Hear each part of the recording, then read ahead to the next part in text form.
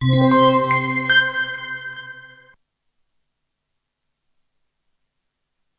this chapter, we will examine the various components that make up a complete VSAT.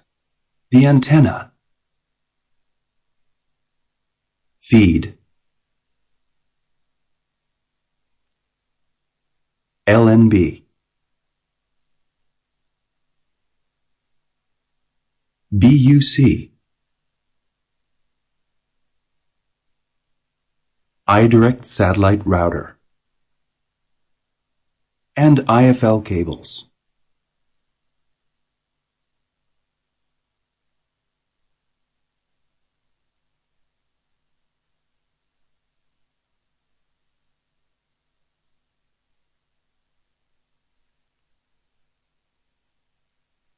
The first component is the satellite antenna, which is required for the reception and transmission of signals to and from the satellite.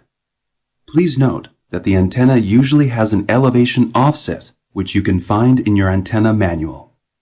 You will need to refer to this offset later on in the presentation.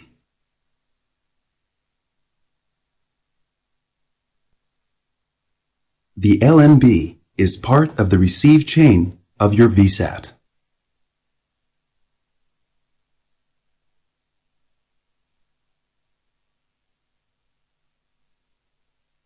The BUC is part of the transmit chain of your VSAT and is composed of two components, the local oscillator and the power amplifier.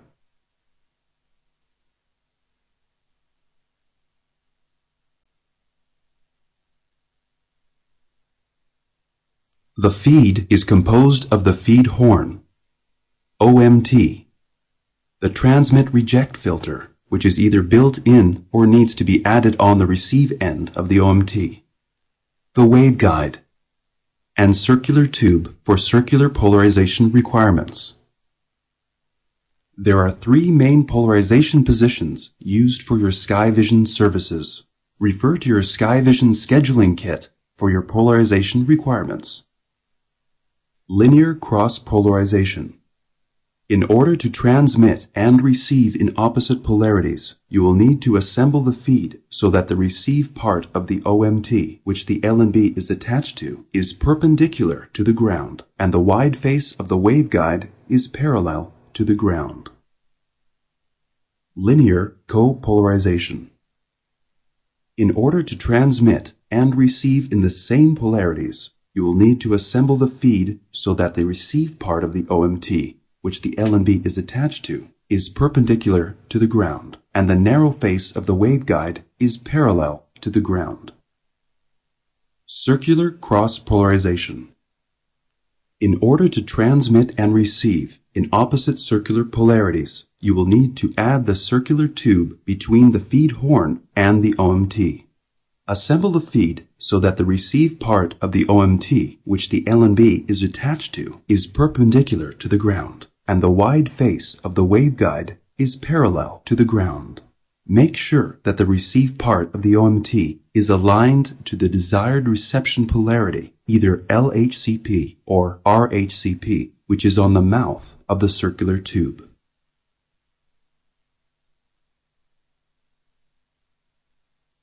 The iDirect Evolution X3 satellite router has several important features.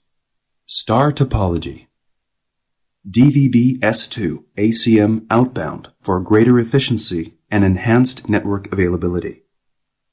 Automatic end-to-end uplink power control for higher network availability. Built-in TCP and HTTP acceleration. Advanced QoS and traffic prioritization.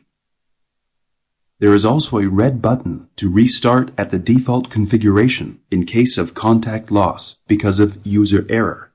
The default IP address of the satellite router is 192.168.0.1. The X3 Evolution image version for SkyVision services is version 9.0.0.7.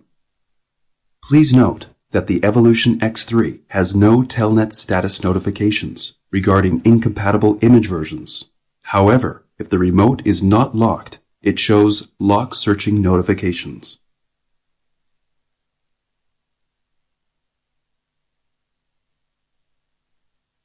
Coaxial cables are used to connect the iDirect satellite router to both the BUC and the LNB.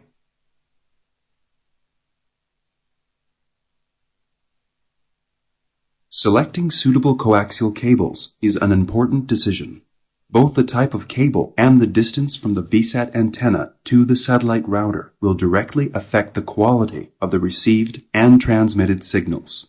Skyvision's standard maximum length of cable is 30 meters.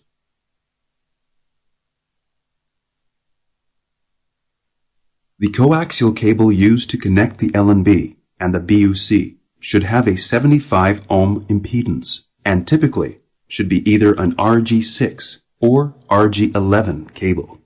The decision made regarding which of these two types to use is one of cost versus performance.